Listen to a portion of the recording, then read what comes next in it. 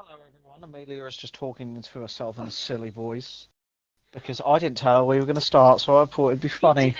I did. It's record. Look, he's there. He's there telling. I did when you started doing it because I thought you were ready, but you were just going. Ooby dooby. Anyway, she's playing The Sims, so apologies for that stupid voice. Anyway, hello. Yeah, so am I. I've devolved into a basic white woman. Anyway, hello everyone. We are back again. We've just got off the back of filming our Don't Worry Darling review. We are here with the film that was just released today, but was released in 1989. It's basically the same thing. Yes, on Amelia's birthday. It's her birthday, and we thought we'd celebrate by watching a Disney film and reviewing two films in one night.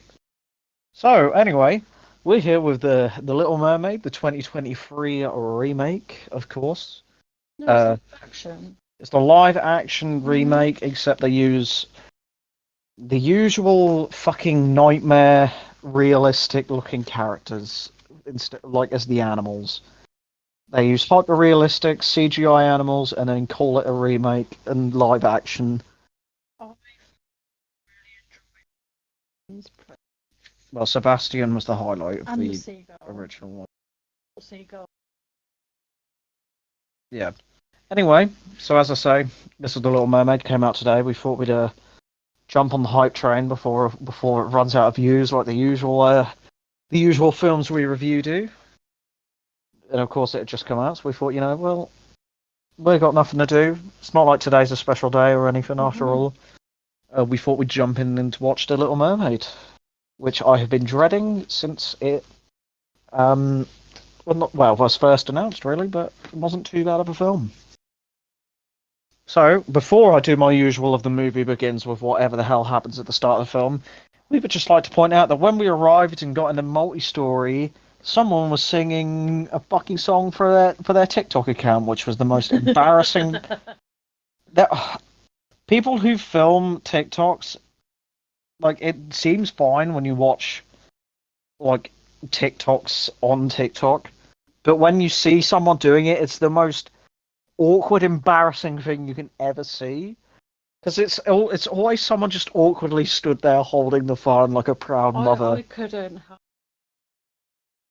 I was either gonna sing, like, not sing with her, but kind of sing at her.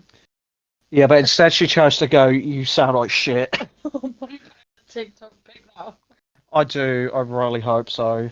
She didn't sound too bad, but like, what? Do your fucking TikToks in your own private domicile. Like, don't come out into public and be like, "I'm gonna sing." Can you I not do know, it at like, midnight? yeah, just go home and fucking sing to your cat. I'm sure Stasi would really enjoy it. Yeah, we've got Stasi with us today. Silver, as you will find out about in the Don't Worry Darling review, he's not been too great. He's fine. He's just not sat with us in a minute. He's just under the bed, asleep, while Stasi is on top of the bed, asleep. So nothing changes. So we'll get into it. I just thought I had to mention that stupid fucking TikTok because it's just embarrassing. So our movie begins. The famous line: "The film begins. The movie begins." Whatever I say at the start. Uh, well, I will say the movie was directed by Rob Marshall, but from a screenplay by David McGee. I have no idea who either of these people are. Is that who? Anyway, so our movie begins with a ship chasing a dolphin that they believe is a merperson. A mermaid, a merman, whatever. Mermaid. I didn't get the cast. I forgot about that. Yeah, usually I will just clarify. Usually I would have the cast already written down for when the people came in, but it's a bit difficult when you're in the cinema. It was kind of a last minute thing because, like, a funny little story. We kind of woke up and thanks Facebook for giving me all of my birthday memories from the last 5 years when Mum was here, and that made me really depressed because obviously Mum's no longer here, and the things she did for my birthday and the things she did for us as an amazing woman she was. So yeah, Facebook made me depressed, and I was just like, we're going out. Yeah, it was We didn't great. plan to go out. We planned for at-home barbecue on Sunday with a few of our friends. We're still gonna do it. And then We'll be there as well. and While then we're we were around. just like, we're going out and we're getting a brookie. And I was just like, I bought myself a book because I was like, oh, it's my birthday. It's the one excuse you can use every year for one day of the year. So make the most of it. And when it's your birthday, just go, it's my birthday. Fuck it. Get what you want. You want to eat a pizza? Fucking eat a pizza and say it's my birthday. Just stuff your face. Fuck it. Anyway, You're side tangent welcome. over. So on the ship, which is being used for adventuring by Prince Eric, who is played by Jonah Hauer King. I don't know who he is. A lot of this cast, I didn't really know who they are. Unsurprisingly, he's older than he's meant to be in the film. Apparently, he's meant to be 21, but he's 27. Oh, So the same sort of thing you would expect from like Disney films where they hire actors that are way too old for the roles they're playing. Eric's on the ship, being using it for adventures. Also there with Grimsby, which I don't think was his name, but it is. He's played by Art Malik, another gentleman I don't know. He's known for True Lies. There you go, the Arnold Schwarzenegger film. So that'll do for you. A group of mermaids. So anyway, back under the water. Under the water, under the sea. Anyway, a group of mermaids gather and are joined by King. I kept calling him Trident, but his name is Triton, which is like the original film, but I don't know why I thought his name was King Trident. So forgive me if I stutter because I accidentally read it wrong. He realizes that Ariel is missing. The group of mermaids, I will say, are Triton's daughters. They all have names, but I didn't bother to learn them. So I apologise. Ariel is also one of his daughters. I'm sure most of you have seen the original. If you haven't, please watch that over this, because there is a whole part that is missing that I will get into at the end. He basically realises that Ariel is missing and sends Sebastian to go find her. Triton, I will add, is played by Javier Bardem, most famous for his roles in No Country for Old Men, Skyfall, and Pirates of the Caribbean: Dead Men Tell No Tales. So he's done quite a lot of good things. He's very famous mainly for his No Country for Old Men role, and Sebastian is played by David Diggs. I don't know what he's been in, but he was almost the highlight of this film. I think he got the most sort of like chuckles out of me, out of everyone. So he sends Sebastian to go find her. Ariel and Flounder. Ariel is played by Halle Hall. Oh, I do apologise. I don't know. I think it's Halle Bailey. Flounder is played by Jacob Tremblay, who I don't like. I don't like Jacob Tremblay. He's in so much garbage. Anyway, enough. I'm not going to stop bullying a child on the internet. That's not. He was in the really bad. I think it was the Predator like reboot or whatever. He was in Doctor Sleep. He was in the Smurfs, the Lion King. He was in quite a lot of things, and it bothers me. I'm trying not to bully a child on the internet. Why is that difficult? Anyway, I do apologise. He does his best, and well, he tries. They head inside this shipwreck as a shark lurks around them. The shark attacks because, of course, just like the original, causing them to flee. Ariel ends up using a mirror to trick and trap it. It basically crashes through the mirror and gets stuck in the frame. Yeah. I think that's quite clever, actually. It's quite a strong frame for a fucking mirror to keep a big fucking shark in it. After escaping, they are joined by Scuttle. Once again, as mentioned earlier, they have terrifying, fucking realistic-looking animals. Scuttle is played by someone who is called Awkwafina. I don't know who that is. I think it's a known profession. Nora Lum, known professionally as Awkwafina, is an actress, rapper, and comedian. Okay. Known for Crazy Rich Asians, Shang-Chi, Renfield. Oh, it's her from Jumanji. Oh, the like spy chick, not spy chick. You've seen well, not the old Jumanji, the reboot ones with Jack Black and The Rock. Yes. Because you've got Jack Black, The Rock, Karen Gillan, and then her. Okay, that makes sense. Okay, so yeah, it's someone I know. She has this really weird voice in this film, though. Scuttle tells them about the surface before Sebastian arrives.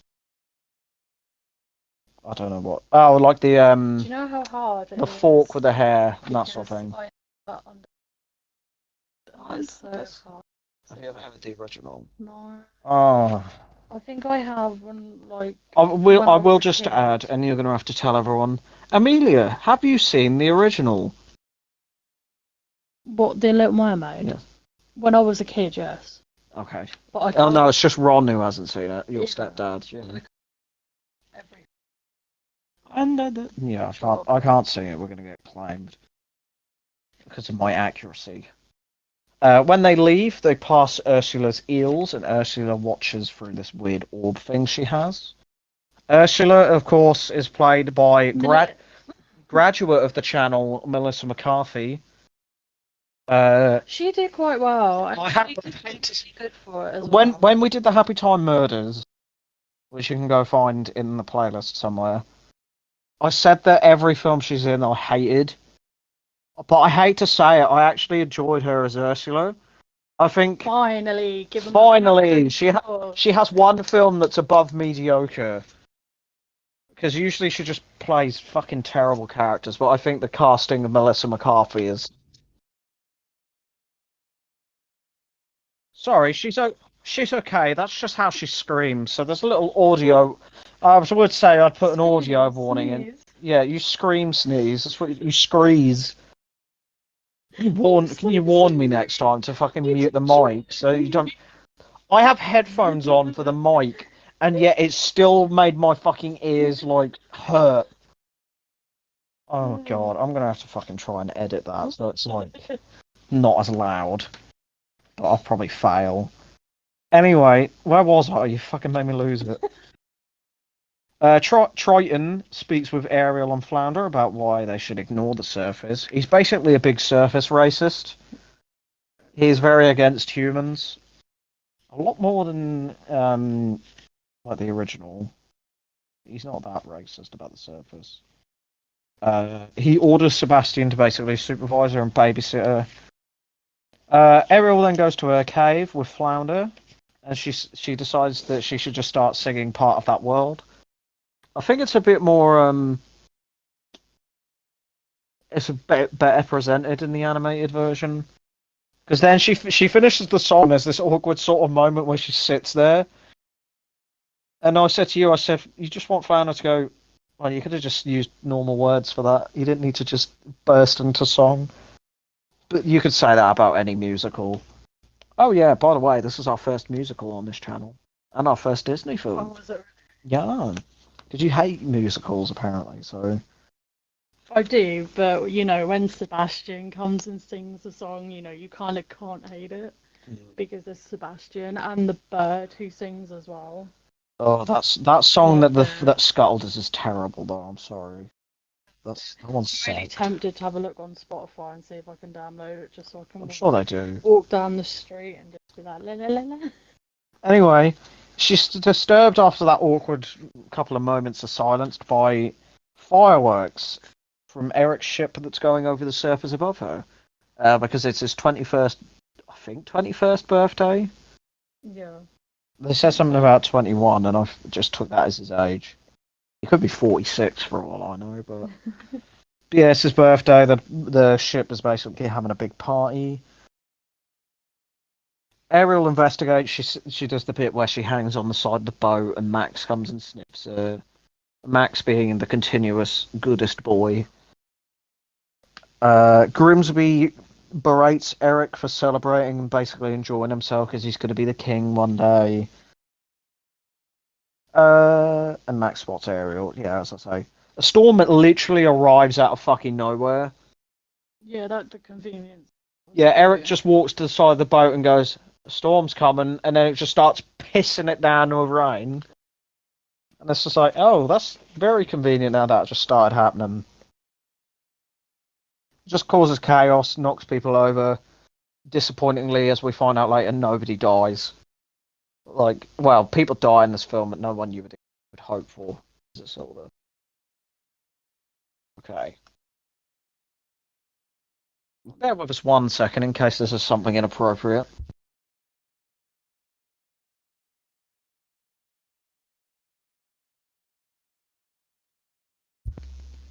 Yes, that probably was inappropriate. So, uh, in the chaos, the ship hits a rock, causing a fire, and the crew decides to abandon ship. But Eric returns for Max, like he should do. Do not let your fucking dogs die in a fire. Don't let anyone die in a fire. Don't cause fires. Eric, of course, fails to escape and is knocked overboard. Ariel rescues him, and on the beach, and takes him back to the beach. Ariel and Eric are watched by Scuttle and Sebastian. Ariel sings to him as he awakens. You know, she does the. I'm not going to sing it. She basically sings like an a cappella version of Part of That World. Ariel flees as some of the Queen's soldiers arrive. She then once again watches from her orb. Basically, all she does for most of this film. I did turn to you and say it's weird how much Ursula talks to herself in this version. Because the eels, if I remember correctly, in the animated version actually spoke. Okay, of course you can't. But anyway, I think they did. But she just sort of awkwardly monologues to herself and then just laughs, and it's like, okay, would you really do that? Da, da, da, da. Sebastian then goes to Ariel's cave, finding her with Eric's statue. Yeah, I didn't mention that in my notes, so I apologise. He's there, same as the animated film. It's carrying a statue of him, and then she sort of obsesses over the statue for about 5 minutes. And because of that, he decides to sing "Under the Sea." Under the sea. Yeah, that song. We all know "Under the Sea." It's a very weird sequence of animals singing and dancing. It's a lot less. Not exactly. It's not as energetic and colourful as it is in the animated version. It's literally animals playing instruments under the sea. It's great. Whereas this is just like animals moving around like they're dancing. Especially them weird like clam things where they grow like arms and they're literally like swaying around. It's very strange. At the castle, Grimsby speaks with the Queen. The Queen, I will now credit as Noma Dumasweni. I apologise if I butchered that. As Eric arrives inquiring about Ariel. He then storms off, and we get our first new song sung by Eric on the beach about how he wants to go on his adventures. It was very weird. I was like, why is he singing? It's like, we're going to remake it, but make it basically the same film, except we're going to add about 2 songs. It's strange. The mermaids are cleaning up the shipwreck as Triton arrives and complains about humans. It's very much commentary about, like, pollution and that. He just complains about how they're messing up the seas and destroying the ocean. It's very on the nose, to say the least. Sebastian meets with Triton, and he denies knowing about Ariel being off, but accidentally ends up. After Triton asks him if she's falling in love, he accidentally ends up ratting her out about her lover boy Eric, and as a result, Triton gets just a slight bit pissed. So he ends up confronting her in a little cave and gets infuriated and destroys it. Leaves her with a remorseful Sebastian and Flounder. Flounder is very much just around in this film. Flounder's cute though. He looked fucking terrifying. He was just a fish. That's ruined you. It's cute, and I'm like, he's fucking terrifying. It looks like before they redesigned Sonic. Have you seen that? Oh dear. Let me have a look. Let me see if I can find it quick. But yeah, it does look awful. It doesn't look that bad. I know it's Sebastian looks a bit terrifying as well, but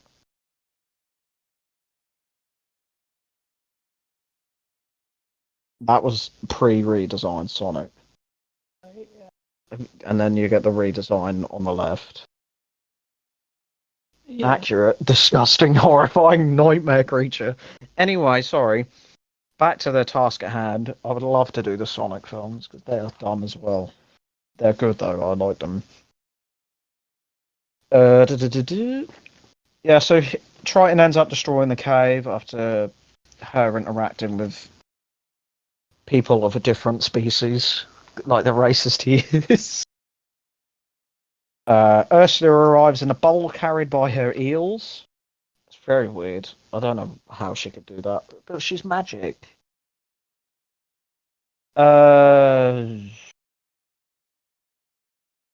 Ursula offers her help, and Ariel initially declines it, but swiftly changes her mind, and then goes to meet Ursula in her little creepy supervillain cave. It's a lot of caves, but it's underwater. I don't expect like Bikini Bottom from SpongeBob under there or something. Sebastian and Flounder proceed to follow her because they've rightly assumed something suspicious has happened. Ursula reveals herself and feigns compassion for her and offers to make her human. And of course, she sings an absolute banger, Poor Unfortunate Souls, which is one of the best songs from this film, both in the original and the new one. And Ariel reluctantly accepts the deal, like a fool. Ariel is picked up by a fisherman after being turned into a human using a magic potion. Because magic. Lots of magic. And also has her voice taken away, I will say. I didn't even fucking put that down. Why didn't I put that down? That's like the most. I know. She has her voice and her like singing ability taken away. So basically she sounds shit. Well, she don't sound like anything. She's picked up by a fisherman. Scuttle tries to figure out what's different. It's the scene where he like stands on her well, I think Scuttle's a woman in this. I don't know. It's a seagull that can talk. The Scuttle lands on Ariel's legs and it's like, I don't know what's different. It's kid humour. Before the fisherman scares her off. So when they eventually get to the Queen lyrics like Castle Island thing,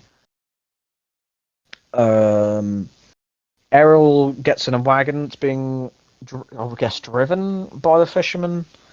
And she sings a new song to herself in her head. Yeah, that was a really. And not even like awkwardly. Like she sings perfectly in her own head, despite having all of it taken away by Ursula. So it's like, does she have it or not? Eric arrives to meet with her because the fisherman and another lady come to the conclusion that she's the girl that Eric's after. But because she can't talk or sing, she's unable to tell him that it was her. But I thought during this, what's to stop her from writing down, I'm the girl who rescued you on the beach. I sung a song to you. So then he can go, okay, I kind of believe you. It's I don't know. Or sign language. Me. I don't know. But as you said, stop ruining it. It's a kids' film. Stop ruining it. Anyway, I will ruin this. I will ruin films until the day I die. That will be my legacy to the world. Right.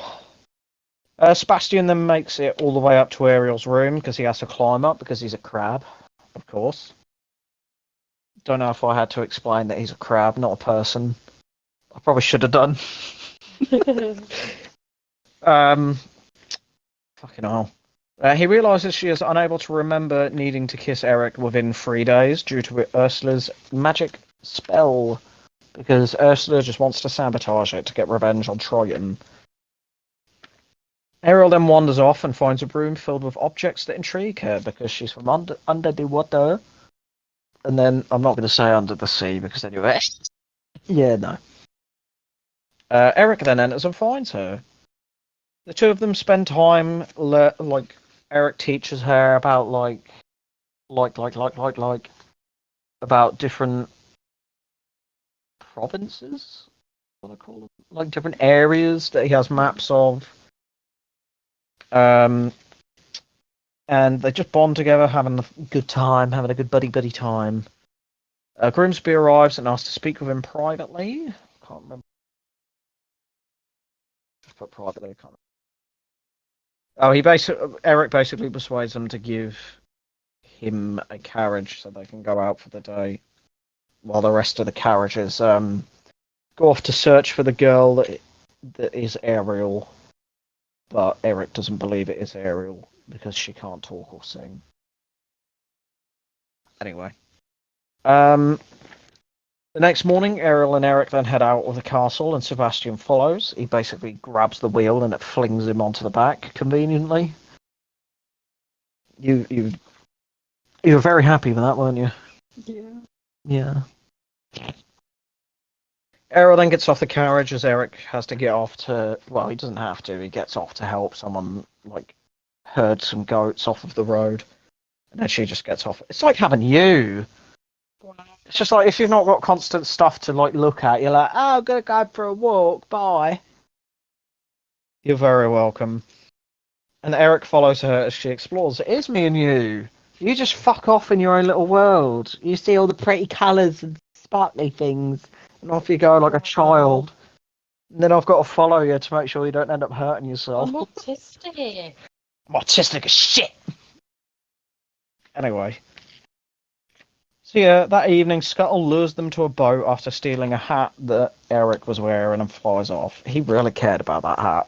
What if Eric just went, oh, that's a shame. Anyway, bye. What's Scuttle going to do then? And the two head out on the water. Sebastian sets the mood and then sings the song that apparently they edited, Kiss the Girl. I'm not going to sing that one either, because I'm going to get claimed. Ursula's eels then disrupt them before they can kiss. Literally, a moment before they can kiss. They knock the boat over and they fall in and laugh.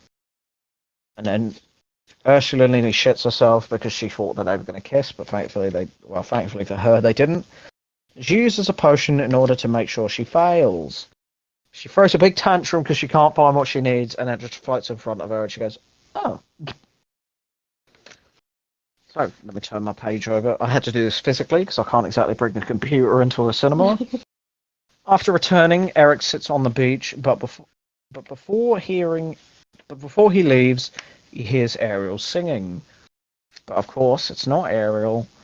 He discovers a woman on the shore who is Ursula in disguise.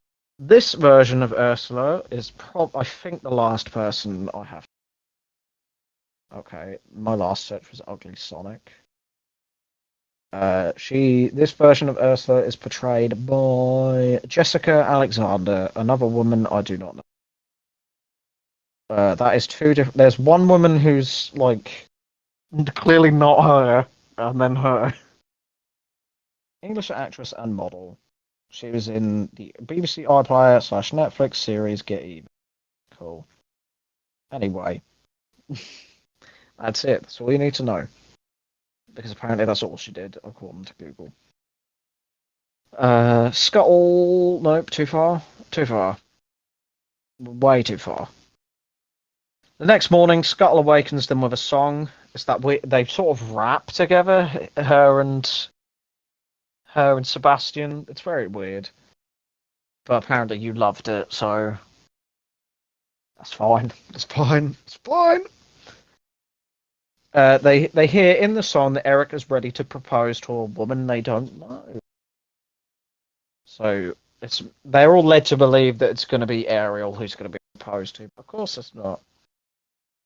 Ariel rushes down, spotting Eric with Ursula. Scuttle overhears Ariel singing and discovers the woman is Ursula. well, she rushes down, spots Eric with Ursula, goes off in a strop. Now Scuttle overhears Ariel singing in a room in the castle and discovers that it's Ursula in disguise. Scuttle finds the others and explains what she saw. Ariel then swims away while Scuttle carries Sebastian towards the castle. However, she drops him. Because I think this is what I've mainly pointed out, is that there isn't the kitchen scene with the chef trying to kill Sebastian. And when Scuttle picked Sebastian up and flew him towards the castle, I thought, we're going to have that scene. No, she drops him and then he sort of disappears for a good portion of the film. So I'm just like, great. I'm fairly sure there was a song during that scene as well. I can't remember. But we'll see. It may have been deleted or something like that. It may come out on the DVD or something silly like that. Or on Disney Plus, or wherever they put it first. Scuttle and Max attack Ursula along with Ariel until frees her voice. She breaks the necklace that her voice is contained in, and then it goes back inside her body. She then returns to normal, but human, of course, because she's still got her part of the deal, as opposed to Ursula, who's just lost it. But unfortunately, the sun sets, returning Ariel to her mermaid form because she wasn't able to kiss Eric in time, much to Ursula's joy. And Ursula then tackles Ariel into the water so we can move on to our boss fight. Our video game boss fight. It's like a God of War boss. Oh my god. Thanks for just telling the audience that. It's hot and I've just been sat with my legs crossed. Eric then tries to follow, but of course they went under the water. What do you expect? Ursula and Ariel are then stopped by Triton, who just knows where they are because he's the king of the ocean. Ursula offers a trade, and Triton surrenders his power, which is his trident, and is then immediately killed by Ursula's eels because I guess the trident was keeping him alive. Question mark. Eric intervenes by throwing something at Ursula. I don't know what it is. I missed it, really. I was busy writing. Eric intervenes and Ursula aims her trident at him, but Ariel knocks her, causing her to shoot the eels instead, which just causes her to go fucking cray-cray. Ursula then uses her power to grow to a colossal size, which causes a whirlpool by stirring the ocean with the giant version of Triton's trident that raises some shipwrecks up. Ariel then ends up on one of them and manages to steer it towards Ursula, impaling her on the front, killing her. So very sharp. I can't remember what you call it. The front of the boat. The front of the boat. That's what it's called. Ariel then retrieves the trident after it sinks to the ocean, finding it has resurrected the king. I don't know why I didn't just call him Triton. Don't know why I had to put him by king. And then she returns it to him. Eric is consoled by the queen on the beach, basically saying, like, our worlds were never meant to be one. It's like, we need to be racist towards the ocean people again. Back underwater, Triton again summons Sebastian to speak with him about Ariel. And we find out that Triton reluctantly, on the surface, turns Ariel human. And Ariel returns to Eric and Max, and Eric and Ariel at last share a kiss. It's a big moment. The two are happily married very quickly and say farewell to the Queen and Grimsby before leaving. Before going, she says goodbye to Scuttle, Flounder, and Sebastian. Triton meets them and apologises for being an arsehole, basically, as more people emerge to the surface. End of film. And there we are. The Little Mermaid 2023 down for the count.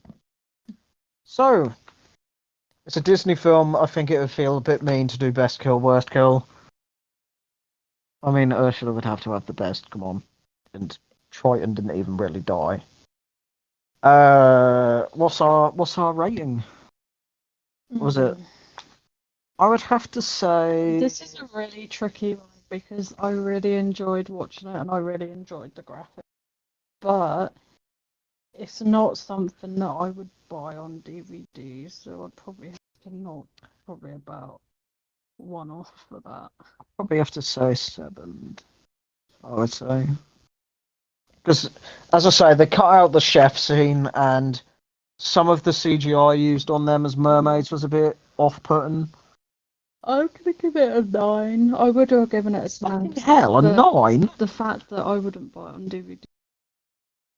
Wow, just because you wouldn't buy... You give it a 9, but then go, Yeah, but I'm going to give it a 9, but then that's like almost a perfect film, and you could go, I wouldn't have it on DVD. yeah, but I wouldn't want to watch it again. I would watch it again, but I just don't want to own it. Like I would watch it if that was on Disney, or I just be seeing it again.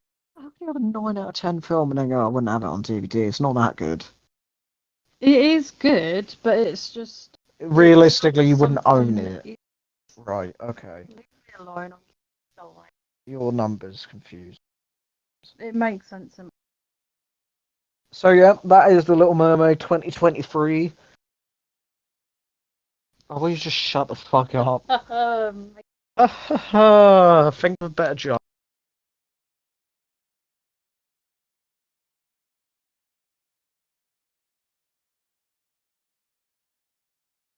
I apologise, I pressed the wrong button.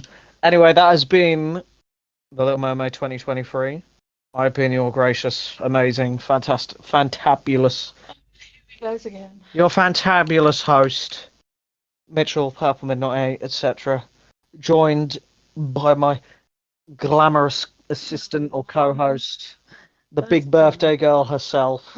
Except this is going to come out the day after your birthday, so Amelia, Yes. who is of course going to be linked in the description. She'll be back for all the other reviews. Stay tuned, because let's be honest, Morgan ain't going to do one. Yeah, this has been the Nova Project. And in the words of Elvis, oh, thank you very much.